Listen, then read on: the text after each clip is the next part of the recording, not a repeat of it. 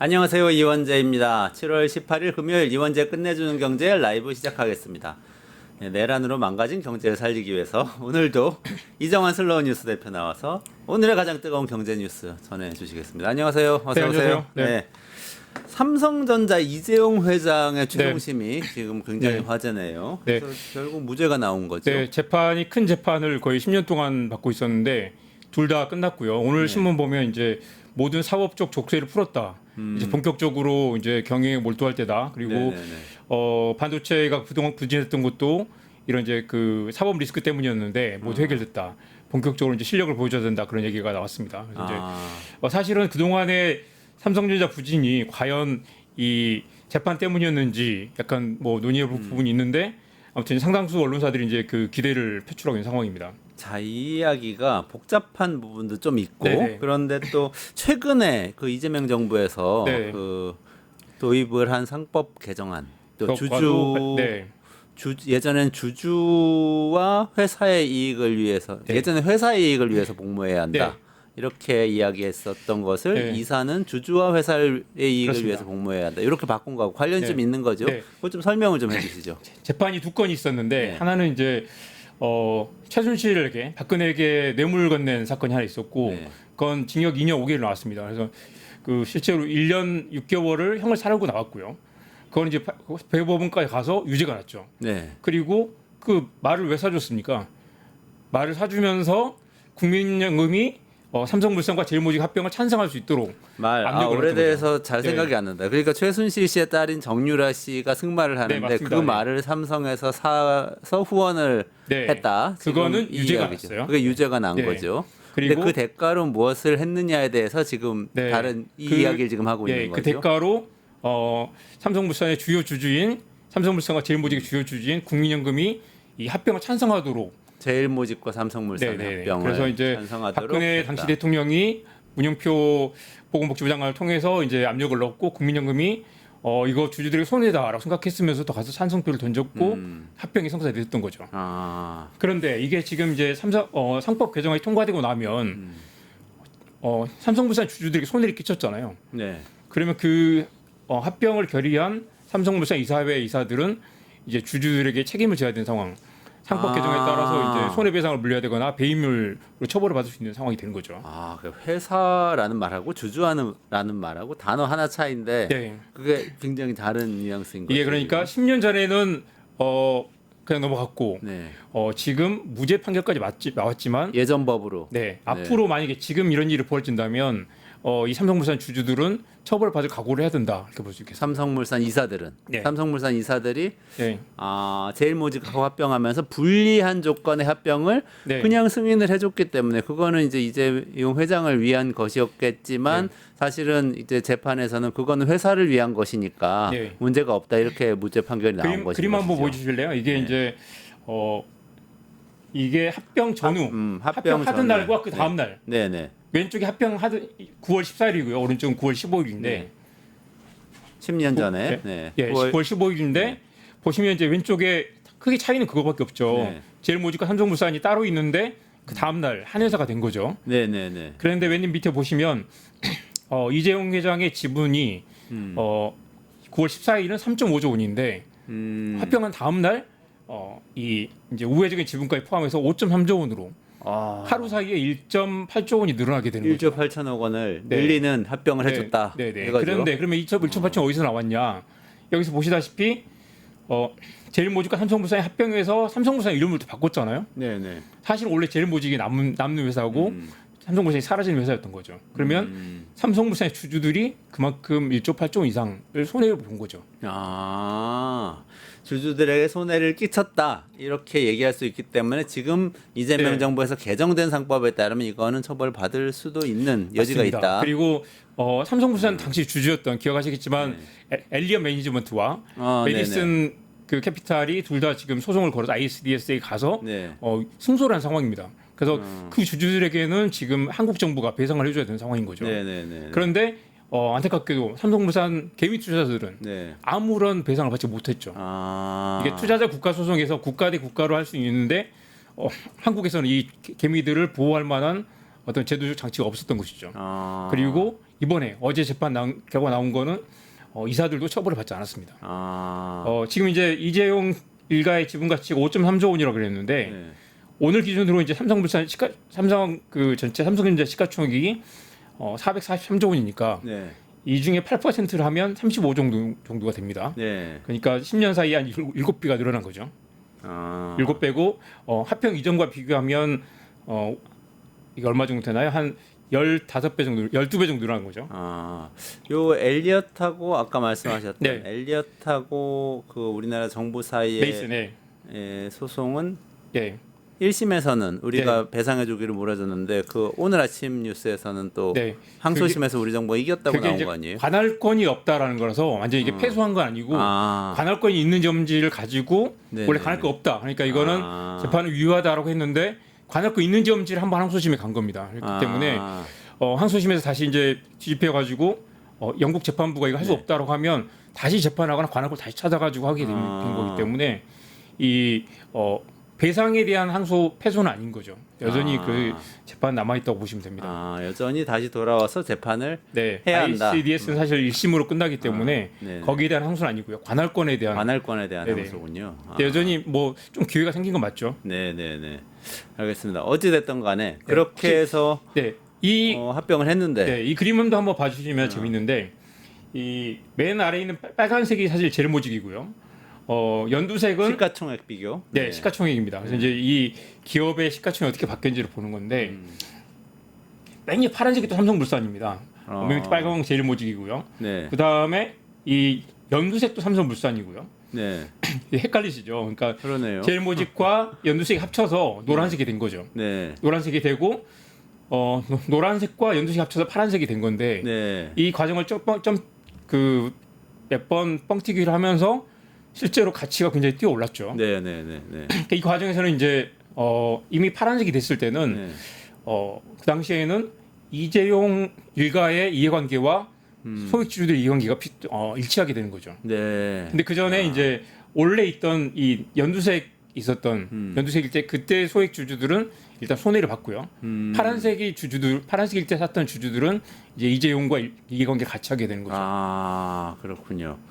자, 그러면 그렇게 해서 어쨌든 뭐 이재용 일가에게 유리한 지배력을 강화시켜주는 비율로 합병을 해줬단 말이죠. 그 다음에 그러면은 지배력이 공고해진 건가요? 이재용 일가의 삼성전자, 삼성생명에 대한. 그래서 사실은 이제 삼성전자 여전히 아킬레스건이 남아 있는데 이재용 일가의 아킬레스건이 남아 있는데 일단은 삼성물산과 삼성제일모직 합병하면서 삼성전자에 대한 지배력을 강화했죠. 강화했는데 여전히 이 그림 한번 보시면 이재용 일가의 또 핵심 지분 구조는 이재용 일가가 이재용 회장이 직접 삼성전자 지분을 갖고 있는 게 0.7%밖에 되지 않고요. 네네네. 나머지는 아시겠지만 삼성생명을 통해서 또 이렇게 그림을 좀 보여주시죠. 삼성전자 합병 이전 이 그림이죠. 네네. 합병 이전에는 지금 이제 당시 논란이 됐던 건 삼성물산 이 조그만 거 있죠. 네네. 이게 갖고 있던 4% 지분. 이 4% 지분이 굉장히 중요했던 것입니다. 이걸 합쳐가지고 이제 합병 이후를 볼까요? 네. 합쳐가지고 이렇게 이제 거대 삼성물산이 됐죠. 달이 없어졌네. 네, 삼성물산을 통해서 바로 지배하면서 이제 이재용 일가의 우회적인 지분이 이제 한 단계 거치긴 하지만 지분이 좀 더 늘어난 셈인데 여전히 이 그림에서 중요한 건 이겁니다. 지금 이제 오늘 기준인데요. 지난주 기준인데요. 이 18일이니까 17일이니까 어제죠. 어제 기준인데 여전히 삼성생명을 통해서 삼성전자를 지배하고 있고, 그렇죠. 삼성화재를 통해 이 그림도 보여주세요. 네. 삼성화재를 통해서 또 지배하고 있는 게 있죠. 네. 근데 지금 이제 저 위에 있는 이재용이 그렇죠. 두 번 물산을 통해서 하나 가고 생명을 통해서 하나 가고 화재를 통해서 하나 가고. 네, 그렇습니다. 근데 이게 문제가 되는 건 뭐냐면 삼성생명에 보유하고 있는 지분은 사실 삼성생명의 지분이 아니라 삼성생명 보험 가입자들의 자산을 운용하면서 지금 보유하고 있는 지분입니다. 그러니까 우리가 보험 가입하면 보험료 낸 맞습니다. 거. 그 회사 자산이 이 자회사가 아니라 운용 자산인 거죠. 그러니까 보험 가입자들의 그 돈으로 이제 그렇죠. 이 투자를 해서 운용을 나중에 내가 보험금 받을 돈인데 나중에 한국 사람들이 늙어서 이제 그걸 보험금 돌려줘야 되면 어딘가 팔아야 될 돈이고 사실 이거는 삼성생명의 자산은 아닌 거죠. 좀 맡아놓고 있는 거죠. 고객들 자산인 거죠. 그런데 사실 이걸 가지고 우회적으로 지금 8.5% 그리고 삼성화재는 1.5%를 지배하고 있는 거잖아요. 그래서 이제 이게 사실은 이제 만약에 사실은 그 자회사면 이게 또 금융보험지주법에도 걸리고 그리고 또 지금 보시면 삼성화재를 또 보유하고 있는데 이 최근에 이제 이 자사주 편입을 해서 이게 자사주로 편입을 하면 일부를 또 팔아야 된다 그런 것들이 좀 있는데 이게 사실 삼성 그 보험지주회사법 이른바 삼성생명법이라는 게 계속 발의만 됐다가 10년째 지금 통과가 되지 않고 있습니다. 그 보험업법 개정안인가요, 네네, 그게? 그렇습니다. 아, 그 내용이 어떤 거죠? 그게 통과되면 이 지분법 이익으로 해서 이걸 이제 삼성생명이 보유하고 있는 지분이 너무 많기 때문에 이 상당 부분을 지금 8.5% 거의 7% 이상을 팔아야 되기 때문에 이걸 팔아서 물론 당장 삼성생명이 돈이 생기겠죠. 그렇지만 이재용이 갖고 있는 우회적인 지분은 거의 다 사라지는 거죠. 아, 그렇게 되면 이제 계속 얘기하는 게 이재용 회장이 갖고 있는 지배력이 사라질 수도 있고 만약에 엘리엇이나 다른 그 투기자본이 공격을 하면 경영권을 잃게 되거나 회장에서 물러나게 될 수 있다라는 우려가 나오는 것이죠. 그런데 그래서 이제 나오는 게 삼성 그 상법 개정안 통과된 이후에 네네.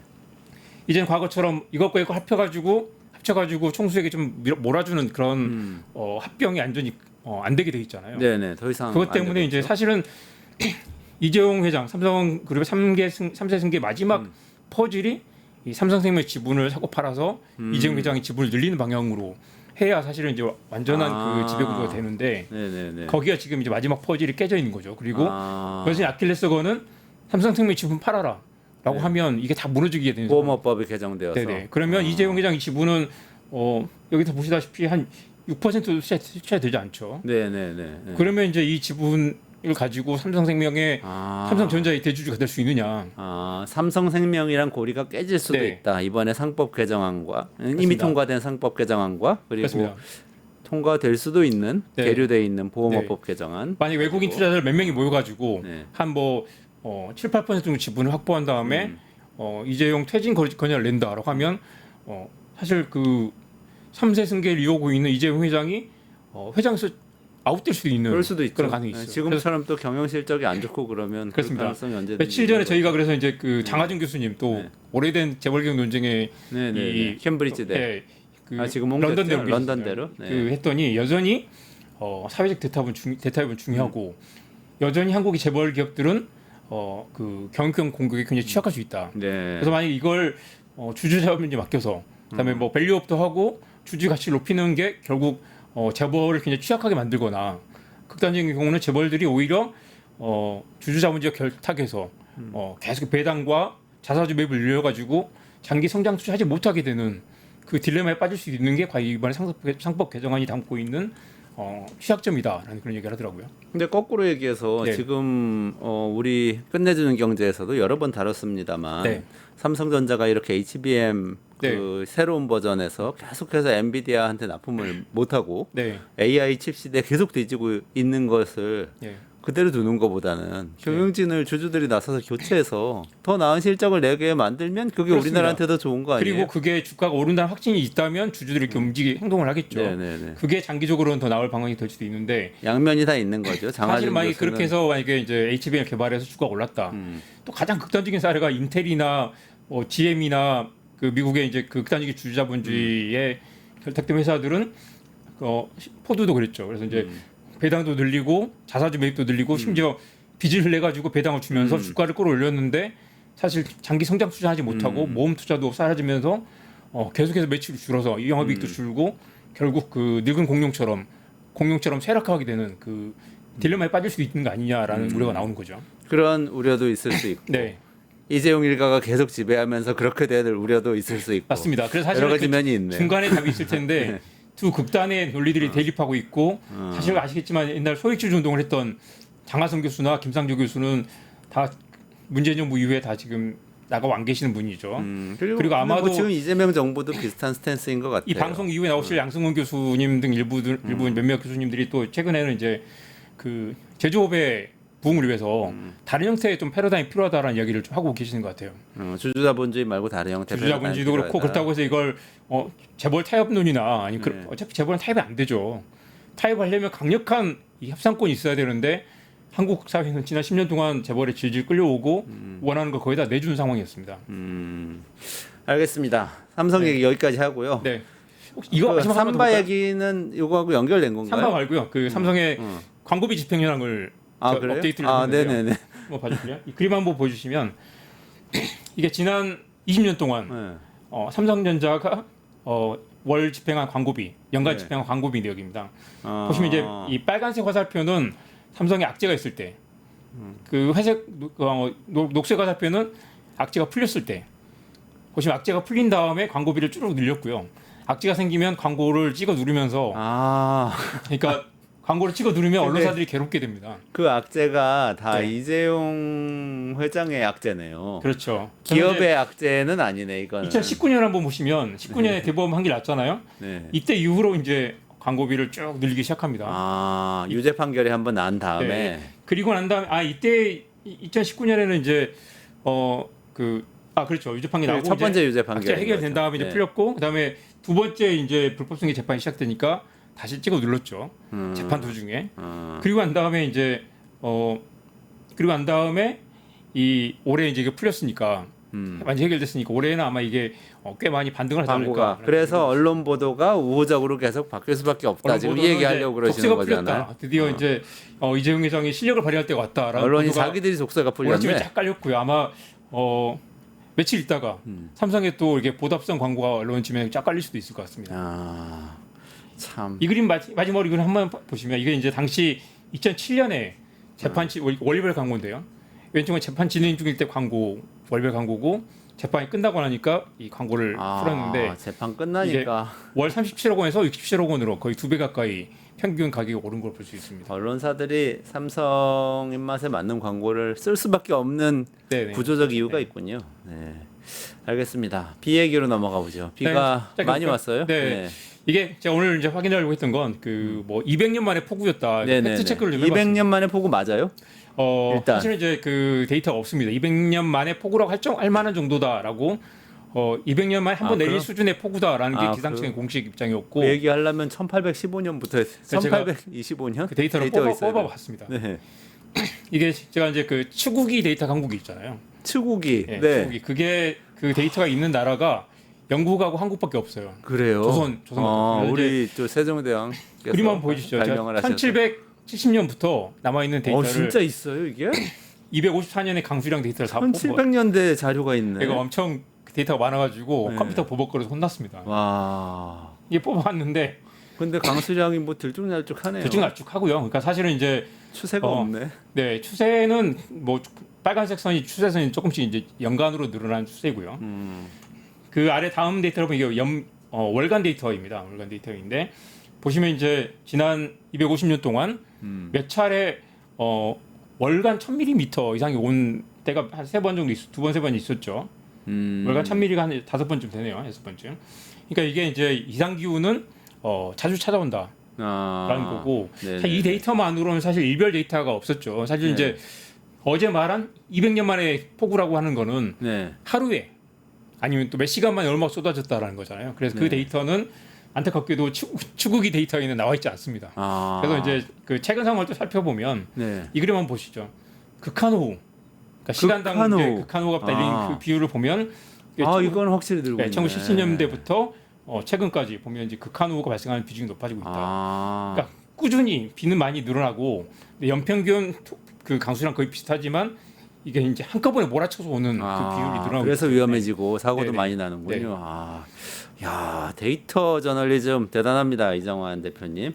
마지막으로 요거 한 번만 언급해 주시죠. 비번 너무 자주 바꾸면은 오히려 위험하다. 이게 무슨 얘기예요? 비번 자주 바꾸라고 그랬는데. 그래서 위험하다고? 이게 한국만 그렇게 강제로 막 그 들어가면 안 바꾸신 지 3개월 됐기 때문에 바꿔야 됩니다라고 하고 계속 알람을 띄우잖아요. 이 그림 한번 보실래요? 이게 이제 해커들이 비밀번호를 추적하는 방식인데 비밀번호 바꾸라고 해놓고 막 바꾸잖아요. 그러면 바꾸는 패턴이 똑같다는 거예요. 아마 기억하실 텐데 내 비밀번호가 있으면 다음번에 숫자를 하나 더 붙이거나 맞아요. 느낌표 하나 있었으면 느낌표 2개 붙이거나 또 바꾸라면 느낌표를 3개 붙이거나 한다는 거죠. 이 패턴을 모든 사람이 다 비슷하기 때문에 그러니까 사실 문제는 과거의 데이터, 과거의 비밀번호가 털리면 바꾼 비밀번호로 털릴 가능성이 매우 높다는 거죠. 이 그림 한번 보시죠. 이 그림도 정말 놀라웠는데 가로축이 이제 이 네 가지는 각각 비밀번호 해킹하는 방식입니다. 해킹하는 방식이고 이 가로축은 몇 번 시도를 하느냐. 그러니까 0번부터 100번까지 시도를 하죠. 네네. 시도를 하는데 보통 이제 맨 D를 보세요. D를 보시면 뒤가 오른쪽 아래 그래프예요. TLIP라는 이제 방식으로 이걸 해킹을 하면 네. 보시지만 한 20번만 해도 거의 20% 넘게 풀린다는 거죠. 그러네. 그러니까 과거에 그 데이터들이 있으면 있을수록 그러니까 네. 이게 비밀번호가 만약에 털렸다고 하면 그때 이거 바꿈이 되는데 바꿔놓은 기록이 있으면 오히려 더 해커들에게 표적이 되기 쉽고 금방 털린다는 거죠. 그러니까 그래서 사실은 외국에서는 이미 다 이걸 폐기를 했다는 것입니다. 비밀번호 자주 바꾸라고 하는 거 자체를 하면 바꾸면 안 된다. 털리지 않도록 그 보완을 해야 되고 바꾼 기록이 남아 있는 것 자체가 그 기록을 가지고 추적을 하면 오히려 더 금방 털린다는 거죠. 만약에 패턴이 있기 때문에 과거 기록이 없으면 그걸 이제 추적하기 쉽지 않은데 과거 기록이 데이티비 남아 있을 거 아니에요. 가져다가 이렇게 몇 가지만 조합하면 금방 이 사람 패턴을 읽을 수 있고 사람들의 많은 패턴이 비슷하기 때문에 그러면 우리 어떻게 해야 돼요? 그럼 지금부터 비밀번호는 바꾸지 말자 이 얘기하시는 거예요? 아니면 바꾸려면 완전히 엉뚱한 걸로 바꿔야 된다? 한동훈 전 법무부 장관처럼 네네. 어떻게 했어요? 한동훈 법무부 장관은 28자리 비밀번호를 만들었다고 하잖아요. 그러니까 이제 거긴 또 아이폰이었기 때문에 몇 번 시도를 하면 자동으로 잠기게 돼 있기 때문에 그것도 있는데 최대한 특수문자를 여러 번 쓰고 그리고 기억하기 어려운 그리고 이제 해커들이 아까 보셨다시피 많이 쓰는 그런 이제 비밀번호들은 몇 번만 돌리면 그냥 뚫리기 때문에 이게 아이폰은 고정적으로 잠금이 되잖아요. 근데 이런 이제 서버들은 한번 가져다가 나올 때까지 100번, 1000번 돌리면 금방 뚫리거든요. 네. 그렇기 때문에 100번, 1000번 돌려도 뚫리지 않게 하려면 특수문자를 조합해서 특수문자, 대문자 조합해서 자기가 잘 쓰는 것 튼튼한 비밀번호를 하나를 잘 해도 뚫리지 않는다. 자, 그러면 요령은 예. 유출이 되지 않았다면 비번을 바꾸지 마라. 네, 그렇습니다. 유출이 됐다면 바꾸는 특수문자 많이 쓰고 네. 낯선 이 조합을 써서 굉장히 다르게 바꿔라. 아직 털리지 않는 사이트에서 비밀번호를 바꿔주는 건 오히려 더 위험을 노출한다는 게 전 세계적으로 보안 가이드라인이 바뀌어 있는데 한국만 아직 옛날 가이드라인을 쓰고 있다는 거죠. 알겠습니다. 꼭 기억해야 되겠습니다. 조금만 기다리시면 양승훈 교수 나오셔서요. 우리나라 조선업이 트럼프 시대에 뭔가 크게 흥할 수도 있고 안 될 수도 있고 이재명 대통령도 계속 강조를 하고 있는데 이거 어떻게 되는 건지 짚어주실 겁니다. 끝까지 들어주시고요. 이정환 대표는 여기서 인사드리고 보내드리도록 하겠습니다. 고맙습니다. 네. 유튜브 구독하고 실시간 채팅에 참여하시면 2000 TTCO를 드립니다. 참여 방법은 통통물 어플을 다운로드 하신 다음 회원가입과 로그인을 해주세요. 마이페이지에서 나의 회원 고유번호 코드를 복사해주세요. 유튜브 라이브 실시간 채팅창에 복사한 코드를 한 번만 입력하면 준비 끝! 이제 채팅에 참여하시면 TTCO를 드립니다. 지금 참여하세요.